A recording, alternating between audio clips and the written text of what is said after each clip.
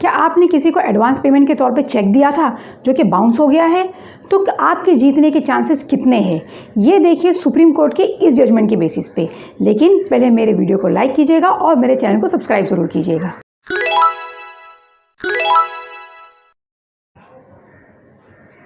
हाय viewers, आज का हमारा सुप्रीम कोर्ट का जजमेंट बहुत इंपॉर्टेंट है जो कि डील करता है एडवांस पेमेंट पे दिए गए चेक से। जजमेंट का जो डिस्क्रिप्शन है आप इस वक्त मेरे स्क्रीन पर देख रहे होंगे। इसमें क्या हुआ था व्यूअर्स, दो पार्टी थी, एक थी ख़रीदार और एक थे दुकानदार। जो ख़रीदार थे उसको कुछ एरोप्लेन्स के पार्ट्स चाहिए थे दुकानदार से। अब जो दुकानदार था उसे ये सारे के सारे पार्ट्स जो है उसके पास अवेलेबल नहीं थे। उसे कुछ पार्ट्स मैनेज करने थे, कुछ अब्रॉड से और कुछ दूसरे लोगों से। तो इसीलिए उसने रिक्वेस्ट किया परचेजर से, यानी कि ख़रीदार से, भाई आप जो भी मुझे पेमेंट देंगे वो पेमेंट मुझे आप एडवांस में दे दीजिए, क्योंकि मुझे बहुत से काम करने बाकी हैं, मेरे पास सारे के सारे मटेरियल अवेलेबल नहीं है।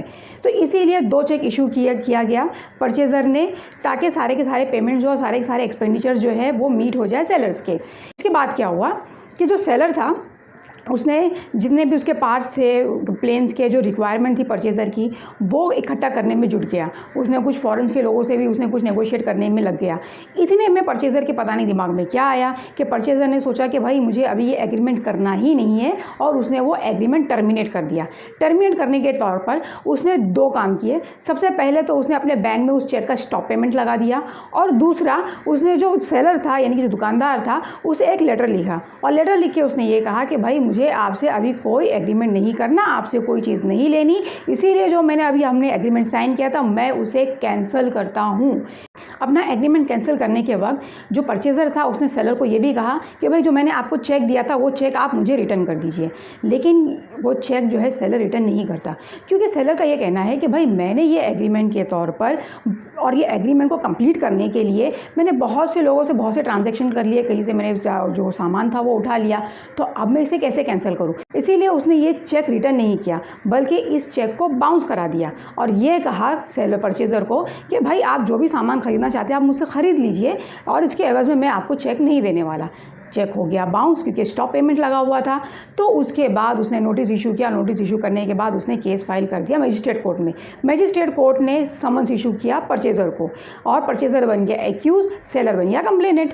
जैसे ही एक्यूज़ को समन्स मिलता है, एक्यूज़ जाता है सेशन कोर्ट में। सेशन कोर्ट में रिवीजन एप्लीकेशन फाइल करता है और ये कहता है कि भाई ये जो समन्स इशू हुआ है ये प्रॉपर नहीं है, क्योंकि मेरा इनके साथ में कोई डीलिंग ही नहीं हुई थी, मैंने इनसे कोई चीज़ें खरीदी ही नहीं थी, तो इसीलिए चेक के ऊपर कोई लायबिलिटी बैठती ही नहीं है।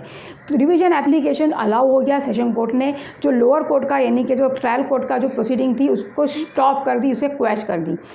इस जजमेंट के बाद जो कंप्लेनेंट था वो जाता है हाई कोर्ट में, और हाई कोर्ट में सेशन कोर्ट के इस रिवीजन एप्लीकेशन के अगेंस्ट में गुहार लगाता है, और वो ये कहता है कि भाई मेरा जो चेक उसने इशू किया था उस पर लायबिलिटी तो बैठती है, हमारा तो एग्रीमेंट हुआ था, तो फिर इसे कैसे क्वैश करना चाहिए, इसमें तो मैटर को चलना चाहिए। हाई कोर्ट ने इन सारी चीज़ों का संज्ञान लिया और दिल्ली हाई कोर्ट के मैटर गया था दिल्ली हाई कोर्ट में। दिल्ली हाई कोर्ट ने इसे वापस से पलटा दिया, यानी कि ये कहा कि भाई ये मैटर बैठता है, इसे रिवीजन एप्लीकेशन में जो ऑर्डर दिया गया था वो ऑर्डर बराबर नहीं है, लोअर कोर्ट में वापस से इसे भेजा जाए और इसे फिर से सुना जाए, और सारी चीज़ों को जो ट्रायल को इनिशिएट किया जाए। जैसे ही ये ऑर्डर पास होता है तो जो एक्यूज़ होता है, एक्यूज़ जाता है सुप्रीम कोर्ट में, और सुप्रीम कोर्ट के अंदर ये गुहार लगाता है। उसका यही कहना होता है कि भाई जब मैंने इनसे कोई सामान लिया ही नहीं तो मेरी लायबिलिटी बैठते कैसे है।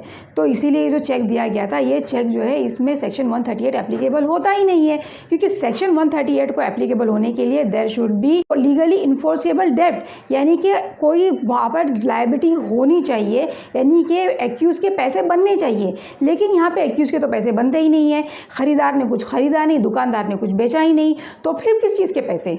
इसी चीज़ों को मद्देनज़र रखते हुए कोर्ट ने बहुत से हाई कोर्ट के जजमेंट को मद्देनज़र रखा, और बहुत से हाई कोर्ट के जजमेंट्स को मद्देनज़र रख के वो एक कंक्लूजन पर आया।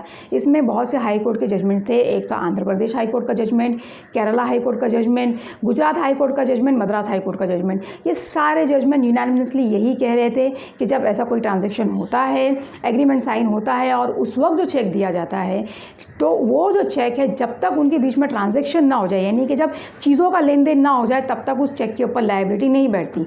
ये केस के अंदर ना कोई सामान दिया गया था ना कोई सामान लिया गया था, इसीलिए इसके ऊपर लायबिलिटी नहीं बैठती।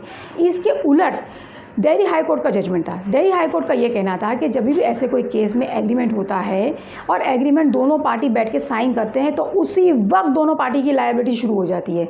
पर ये जो एडवांस पेमेंट लिया जाता है वो इसलिए लिया जाता है क्योंकि जो सेलर है उसको बहुत सारे काम करने होते हैं, उसे फ़ौरन से कुछ सामान उठाना है या खुद अपने ही कुछ चीज़ें जो है वो मैनेज करनी है। तो चूँकि आगे चल के कोई प्रॉब्लम नहीं हो इसीलिए एडवांस में ये चेक लिया जाता है। और ये सारी चीज़ें जो है वो नॉर्मल बिजनेस में तो चलती ही हैं। और अगर हम इस चीज़ों को इग्नोर करके ऐसे चेक्स को अगर हम बगैर लायबिलिटी के अगर डिक्लेयर कर दें तो जो भी पर्पज़ होता है सारे बिजनेस ट्रांजैक्शन में वो सारा का सारा पर्पज़ ही डिफीट हो जाएगा। तो जो भी एफर्ट जो सेलर ने उठाया ये एग्रीमेंट साइन करने के बाद, जो भी उसने मतलब कि फॉरेन कंट्री से या तो इंडिया के अंदर ही जो भी उसने सामान उठाया, भाई उस सामान का क्या, उस लॉस की कौन भरपाई करेगा। इसीलिए ऐसे चेक को हम लायबिलिटी फ्री नहीं कह सकते। इस चेक के पीछे भी लायबिलिटी थी और जो परचेज़र था वो परचेज़र को ये चेक के पैसे देने होंगे, ऐसा कहना था दिल्ली हाई कोर्ट का। तो ये सारे दोनों जो अपोजिट डायरेक्शन वाले जो जजमेंट थे इन सारे जजमेंट्स को सुप्रीम कोर्ट ने समझा, परखा और एक कॉमन जजमेंट दिया इन सारे के सारे जजमेंट्स के ऊपर।